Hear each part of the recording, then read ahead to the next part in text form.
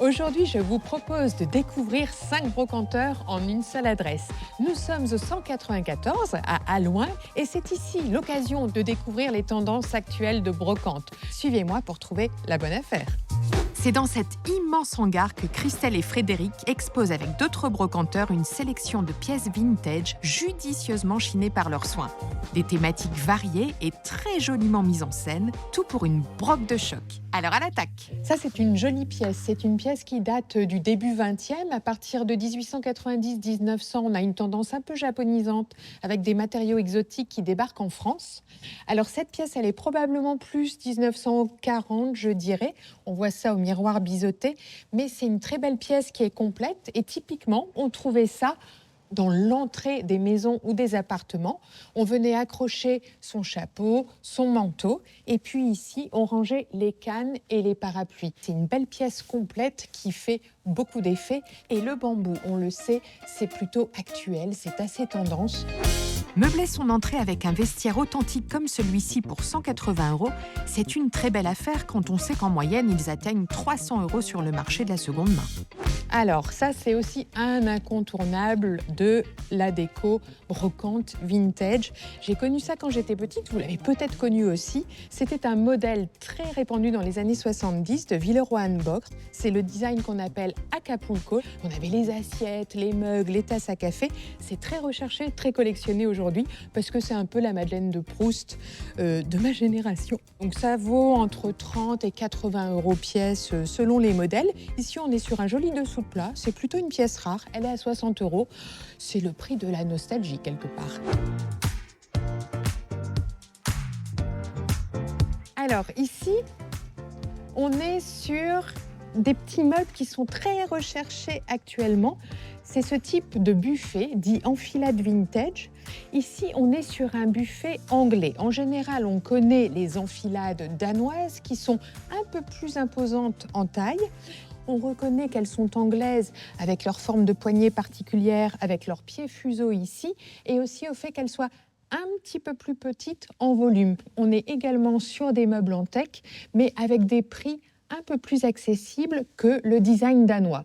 Si vous recherchez des meubles de tendance scandinave, pensez aussi aux marques anglaises. Et oui, une enfilade au design danois peut atteindre jusqu'à plusieurs milliers d'euros, quand sa cousine british pourra se chiner entre 500 et 800 €. Alors si vous craquez sur ce style scandinave sans vouloir faire craquer votre portefeuille, le design anglais plus confidentiel avec ses formats pratiques et plus petits est une option à ne pas négliger. Autre style, autre ambiance, autre époque, on est là sur le fauteuil club. Il arrive en France dans les années 20, il est présenté au Salon des Arts Décoratifs de 1925 et les Français se disent « mais qu'il est confortable ce fauteuil, ça nous change de nos fauteuils en bois et en tissu. On aime ce cuir, les Français vont le travailler en peau de mouton.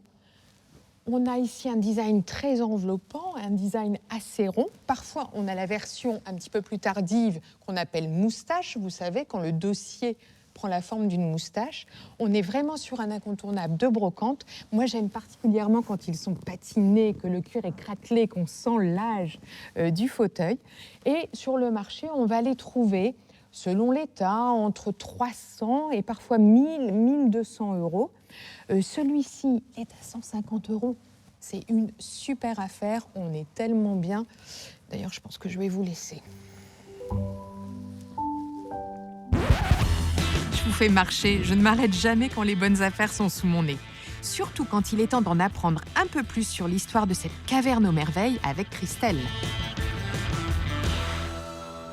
Tu es la fondatrice du regroupement ici du 194. Tout à fait. Alors, j'ai ouvert le 194 avec mon mari. Et en fait, on a eu beaucoup d'amis brocanteurs qui nous ont dit « mais nous, on veut faire partie de l'aventure et on pense que ce serait sympa qu'on puisse se regrouper ». Chacun a voulu participer au projet. De ce fait-là, on a commencé à créer des cellules pour les uns et les autres, et d'où maintenant l'espace que tu vois. L'objectif, c'est d'essayer d'offrir un panel le plus large possible autour de la brocante. Quelle est ta spécificité? C'est tout ce qui est décoration années 70, vintage, design du 20e, avec la spécificité sur tout ce qui est années 60 de type scandinave. Bien, bravo Christelle, parce que c'est très joliment fait. L'ensemble est très agréable à visiter. Merci pour ton accueil. Une vraie touche de goût que Christelle et son mari travaillent avec soin, faisant de cet espace une véritable ode au design du XXe.